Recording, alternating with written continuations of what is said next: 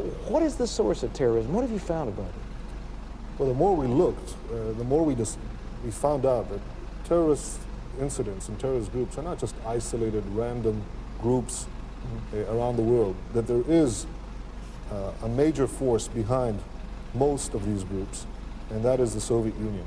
The Soviet Union has been arming systematically most of the terrorist groups that operate against the West.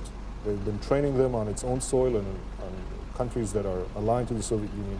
They've been giving them money, they've been giving them diplomatic pouches, safe havens, and so on.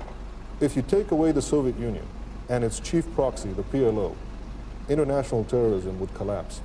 It would cease to be so menacing. You mean to tell me the PLO, now, on this broadcast the other day, I said the PLO were terrorists.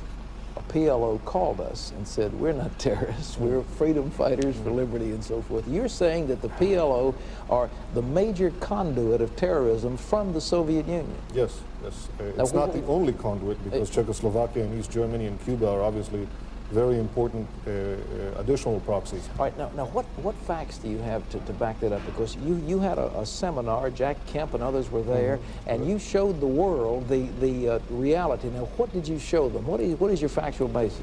Well, there have been, as early as 1969, 50 camps inside the Soviet bloc, 40 of them in the Soviet Union, that trained terrorists. This was revealed by the Israeli chief of intelligence.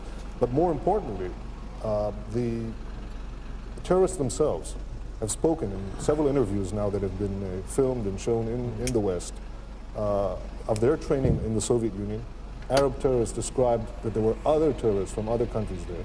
And finally, after this public exposure, the dam burst loose. And in September 29th, 1979, the PLO observer in the UN said, this is all true. The Soviet Union is training, and our boys, as they call it, in our military academies. He admitted it in the United Nations? Yes, yes, he did. Well, in a PBS interview. That's a shocking interview. Well, now let